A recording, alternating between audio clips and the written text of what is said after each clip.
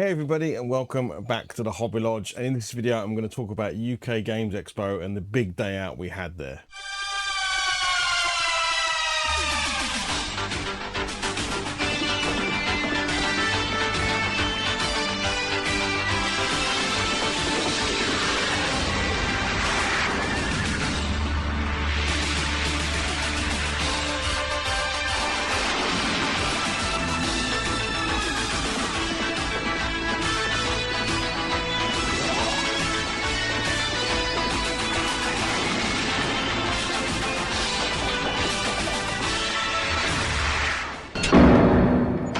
Okay, if I look a bit haggard to you, good crikey am I. Oh, what a day.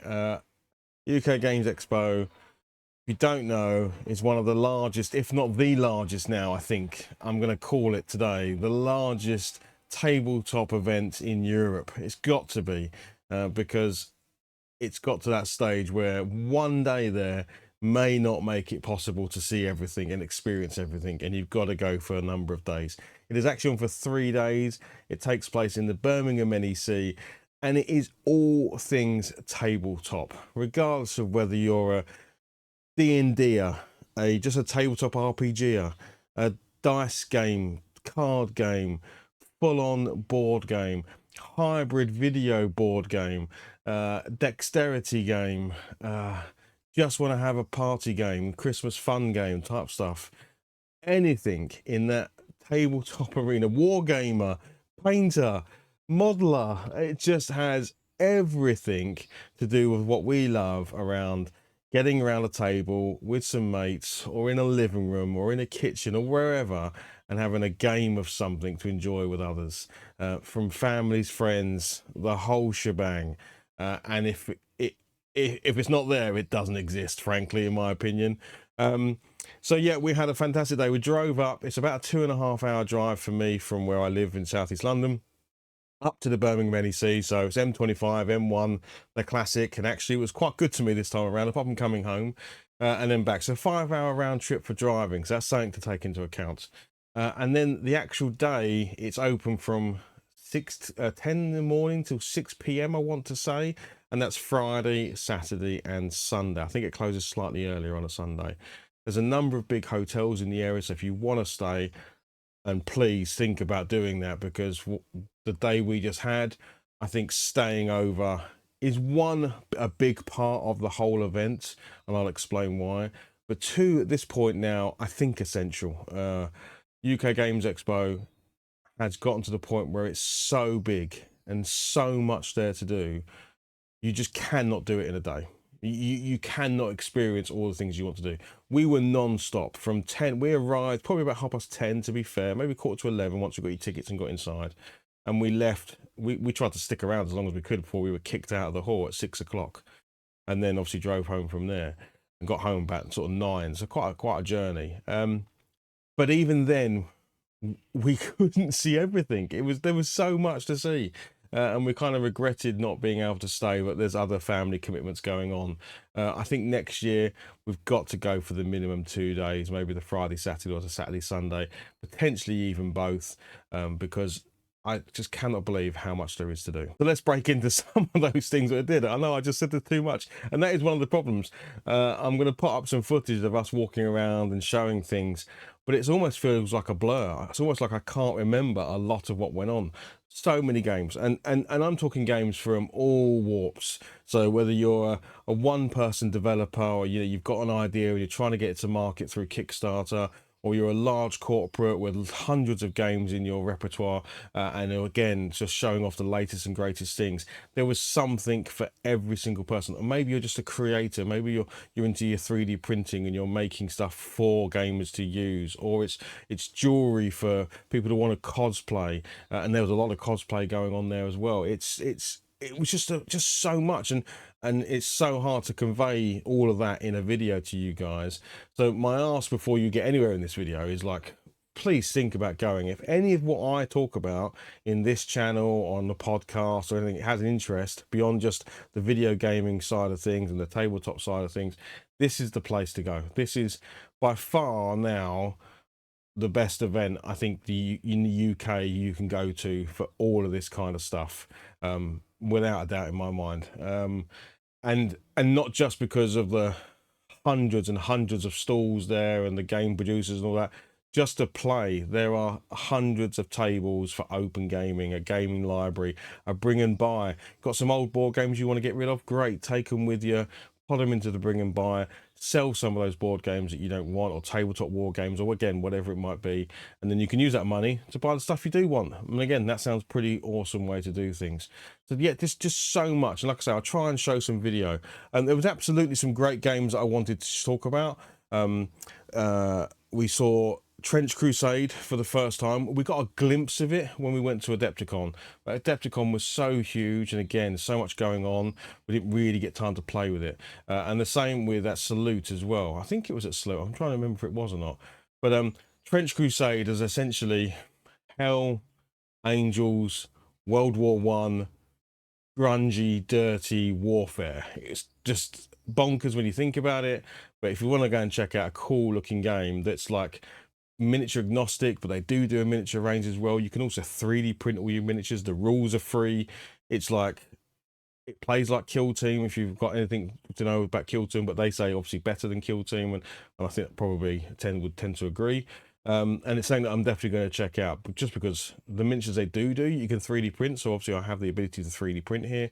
I'm like, yeah, I'd love some of that. So that was really cool. We saw a game that completely caught us by surprise as well, a game called Cryptborn, which is coming to Kickstarter in September. A really simple, and I'm probably the worst person to explain this because it was James that played it, and I think James is super keen into it. It's a solo sort of dungeon crawling game, but all done in paper base, all done through just mapping out where you're going and then fighting monsters and trying to get to the end. I thought that was super cool. This is the year, I don't know if it's this year or last year, but certainly it feels like everyone is making a board game now off of a video game, which is kind of weird because it kind of melds my two worlds together. My love of video gaming, especially retro game. In fact, actually, one of my pickups is exactly this: retro video gaming, and my love of card game, tabletop wargaming, all the rest of it. So yeah, everyone's making a game now. So obviously, you've seen from years go by, we had obviously the Dark Souls games and others. Obviously, there's now an Elden Ring tabletop game. There is a Worms tabletop game. I absolutely love Worms. I don't know how well it translates to tabletop, but I will at some point get a chance to check it out. There was a demo going on, but again, very busy, and yeah, it's not got a chance to get into it. But last time I saw it, it was a Kickstarter, so it's obviously out now and being sold. I think they were selling lots of it. There is a Terraria game. We saw a Minecraft game. This is where, if it can be made from a video game to a board game, people are on it. Sorry, I've got a very croaky throat as well today. As you can imagine, lots of talking, and obviously quite loud, so you're sort of using your voice a lot. But yeah, like I said, just so much of everything. Everywhere you looked, there was a new game you've never seen before, or a new, even crafters, people creating beautiful ornamental dungeon master screens and dice trays and dice towers, or dice themselves, or jewelry for cosplay, or books, covers. Just, it's such a creative world, such a there was literally, I'm not joking, something for everyone. Obviously, again, still many Kickstarters are great, but sometimes if these Kickstarters are quite slow, there's a lot of hype around the game now, and then the game might not appear for a year, 2 years down the line. So that's always a bit of a disconnect sometimes. But I love talking to them to find out how quickly they're going to go from Kickstarter to products.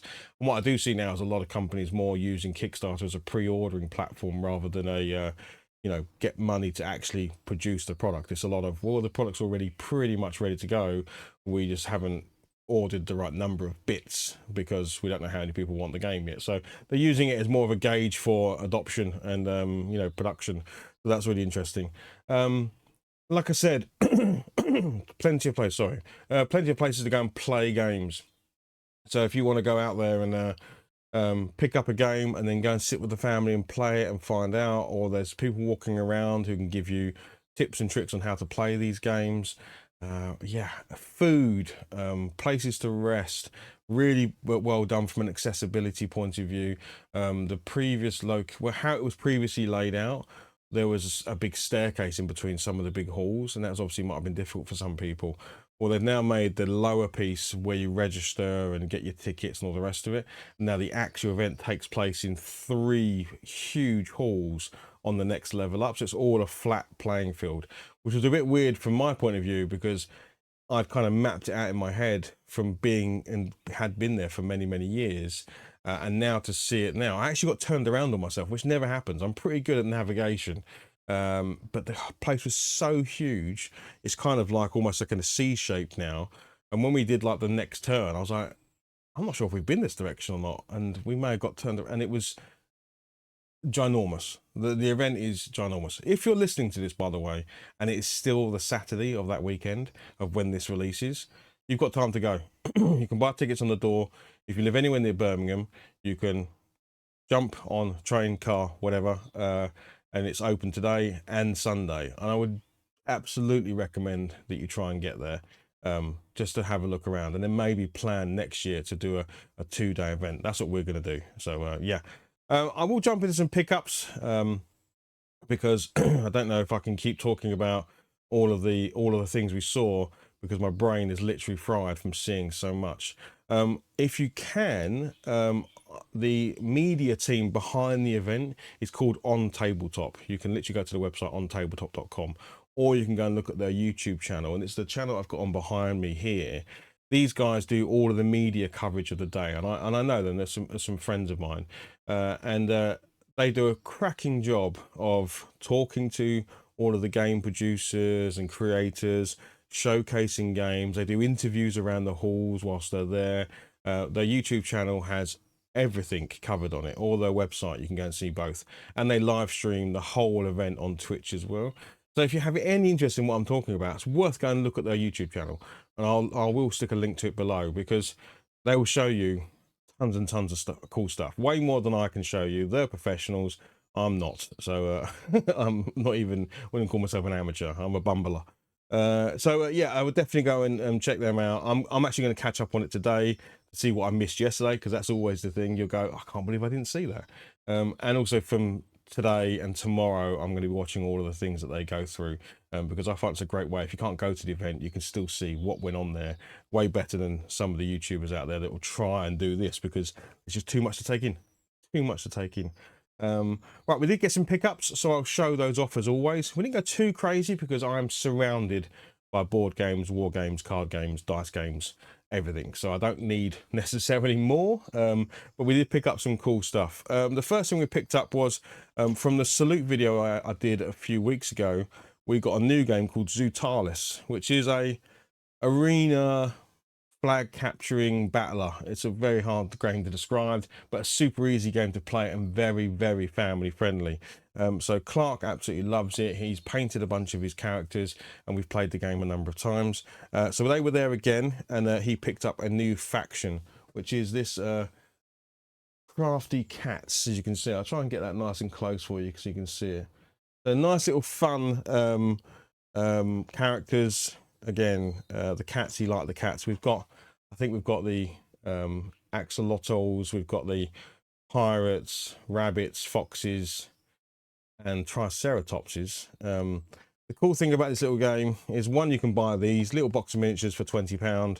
So you're paying £5 a miniature, which is pretty good in today's sort of miniature market, and the cards and the bits and pieces to go with it. But you can also go online to My Mini Factory and find these guys on there, called Dice Heads. I'll show you, there's the Dice Head logo on the back there. And if you go on there, you can actually buy the STLs for these as well. So the Triceratopses that I've got are 3D printed. Went on, bought the STLs, 3D printed them. They come out lovely, super simple, and that's another way to get the miniatures. But we like to support them because they did do a cracking job with the game, and we wanted to show them off.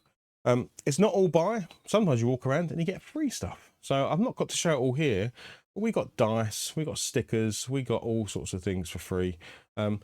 I'll take this moment to have one little gripe, because it's always good to have a bit of a gripe about something, just so that there's always things to improve. they, on the back of the magazine, let me grab it for 1 second. Look at that, I hope, seamless cut. So this is the sort of program you got when you went into the show, right? On the back of this, there is a sort of pin collection thing, right? You go around to these stalls, they're all numbered. You do a little challenge at the stall. Maybe it's buy something. Unfortunately, that is the answer for some of them. Maybe it was answer a question. Maybe it was, we'll go and take a photo of this, then go here, sign up to our newsletter, blah, blah, blah. And you could get a little pin, right? So you can see there's a whole load of pins on the back there. My issue with this should be for kids only. And that's going to be controversial because people out there love pins. And I think if you're a grown adult, you can go and buy the pins. They should be £1 each at a stall somewhere. Go and fill your boots, go and buy the pins. But what we found is a lot of upset children, including my youngest, who's 10, because everywhere we went to try and get these pins and do the little challenge, no pins left. And I'm talking, because when he first saw this, he was super excited about, oh, Dad, can we go and get the gelatinous cube pin, or can we go and get the, you know, whatever it was? Yeah, sure. I knew we weren't going to get all of them, and there's no way we'd want to spend all day getting all of them. But you might want to come home with a few that he's picked off the back there. But no chance. They were all gone within maybe an hour or two. And then you do see a lot of people walking around with lanyards full, you know, or the top full of all these badges where they'd obviously run around first thing in the morning. And each to their own, that's fine. That's like, you know, if that's what you went there for, that's fine. But you then got a bunch of really upset kids who are young, you know, 8, 9, 10, who keep going to these stalls, and the stall owner's going, sorry, we ran out of pins within the first couple of hours. I think that's unfair. I think these sorts of things should be challenges for kids. If you're an adult and you want loads of pins, fill your boots, go and buy pins, whatever. But I think for the kids, there should be something that treasure hunt should be for kids, and they should be able to get the badges. There you go. That's my one gripe of it. Because what we did is we gave up halfway through. We realised we'd been told by 10, 11 stalls at this point that there's no pins left, and we're only halfway into the day, and Clark was getting upset each time. I could see he was down every single time they would say it to him, because he was always built up this hope that he'd get one. And we managed to get one pin, by the way, from a company called Medusa. So shout out to them. This was the there's a very nice lady. She's simply Medusa Games. There we go. Very nice lady at Medusa Games, and she simply asked Clark, "What does Medusa do?" And he said, "Turns people to stone." So she gave him a pin. But that was the only one of the other 15 stalls that we went to as we walked around, all out. And like I say, every time his head drop, he gets a bit sad. And he wasn't the only kid that I saw like that. So yeah, I just feel like let's make these things for the kids. Adults, you can deal with not getting a badge, and if you're really desperate, go and buy it. That's my one gripe. Pickups, we'll go back into that, shall we? So like I say, there was some free stuff around. We got this game here called Tacta, which is like a trying to show this on camera as best I can. It looks like we haven't actually tried it. We were literally just handed it as we were walking around, but it looks like a sort of connect the dots, make a chain, puzzle card game, and that looks fine. We'll definitely, this is the sort of game you chuck in the car or you chuck in your bag when you're on holiday or something like that, and you give it a go. Yeah, connect, cover, conquer. So it's you versus someone else. It looks a bit like an Othello type of game as well, where your colour is covering over someone else's colour, and then vice versa, dots versus all sorts of things. So that could be a fun little card game for you to sort of take on holiday. Next up, well, I'll show you the big one I got, which is this. This is the Hero Quest expansion, Mage. What's it called? The Mage of the Mirror Quest pack. We actually sat down. I've been a big negative nanny about the new Hero Quest, just because I have the original Hero Quest. I have both the expansions, the Witch Lord and Keller's Keep. I'm looking at it because it's up there. I have a fully painted Hero Quest. It's lovely. I love it. And when I was one of these people that when they released Hero Quest again, oh, why do you need to do that? The original's great. The problem is the original is now a £300 plus board game. So, you know, not many, unless you find a 1 for a quid at a boot fair, which people do. So it had to be re-released to give a new generation the opportunity to play a great game, their first steps into fantasy battling, fantasy role-playing games, and that's why it's probably a good thing it's released. But still, I'm not a fan of the artwork. The artwork's nowhere near as good as the original, and even the miniatures, I would argue, are not as good as the original. But I want to try some of the new expansions that are coming out. Obviously, Hero Quest only had the 2. I think there was like there was another one, I think, for Hero Quest, which was more about creating your own dungeons and stuff, which is one of the lovely things about Hero Quest, is that you can do that. There's empty pages in the map book for you to have to create your own maps and create your own stories. So I wanted to check out this. So we sat down and we played a new version of Hero Quest, and it plays almost exactly the same. A couple of little changes here and there, but pretty much identical. You get away with learning it instantaneously if you've played Hero Quest originally. And the nice thing is, they've honoured the original game by making sure all of the expansions that come out play with the original game. So I don't need to replace my original Hero Quest or my Keller's Keep or Return of the Witch Lord. I can just now get the newer expansions that have come out, and this is one of them. So Mage of the Mirror Quest Pack. So I picked it up because I want to try it out. It comes with all the little furniture, all the characters, everything you need in the back. It was £41 or £42, I should say. That seems to be the going rate for the expansions, about £40. You've got a bunch of miniatures in there, and yeah, we've got some new quests to try in Hero Quest. So yeah, I'm going to look forward to getting into that and trying it out. And then I may obviously pick up the others, because I think Hero Quest is such a great game. It's worth having the various bits and pieces. Right, James did some picks. These actually aren't my pickups. These are James's pickups, because he is still on his obsession of Warhammer 40k. And he is building another army. So this will be like his 4th army at this point, I think. I might even be wrong on that. It might be 5. What's he got? Tyranids, Sisters of Battle, Dark Angels, Tau, which I'm about to show you some of, and then something else, I'm sure. But anyway, he picked up the combat patrol for the Tau because he wants to get 1,000-point force for Tau, and I think this takes him up to 1,000 points. So yeah, just a nice little thing there. He's also then wanting to do some snow bases. So he's seen my snow bases that I have on my high elves. So he picked up some of this for Vallejo. So this was a nice thing. Even though the event, you think, oh, it's all board gaming, it's all card gaming, dice gaming, all the other stuff is there as well. Every other hobby you can be into is definitely there. So he picked up some diorama paint. This is like textured paint, so you can make nice snowy bases. You can almost like make the grooves and the bumps and all that sort of stuff into your base, so it looks like they're standing in snow. And then he picked up some this is Gamers Grass. This is Vallejo. Vallejo, great company, great paints, all the rest of it. And then Gamers Grass, he got some Alien Frost Tufts that he can well, make it look nice. And that's that. My last pickup was actually a new game, and when I saw this is a no-brainer that I was going to pick this up. Again, marrying the worlds that I enjoy in the Hobby Lodge, which is retro video gaming and video gaming in general, and the love of tabletop and board games and card games and all the rest. So this is called Console Wars. Of course I was going to pick this up. Console Wars, and it comes with, believe it or not, a DLC pack as well, because it wouldn't be gaming without some DLC, right? So in Console Wars, it's a real tongue-in-cheek game where you are essentially, I'm trying to describe the best way of thinking about it. You're a games company owner, right? And you've got your other players are also games company owners, and you're trying to get your game to market and gain the most following and the most fans. You're trying to complete a portfolio of games.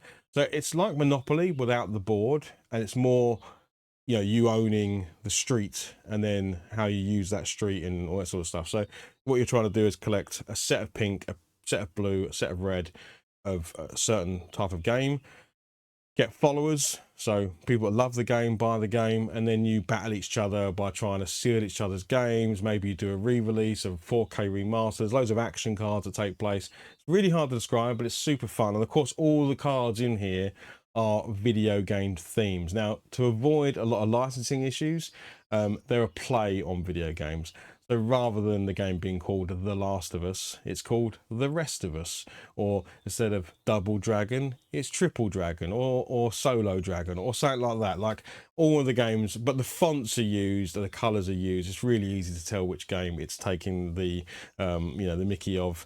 And it's a great, like, we played it. Clark actually won the game, legitimately won the game. He beat all of us. He collected his 3 series of games quicker.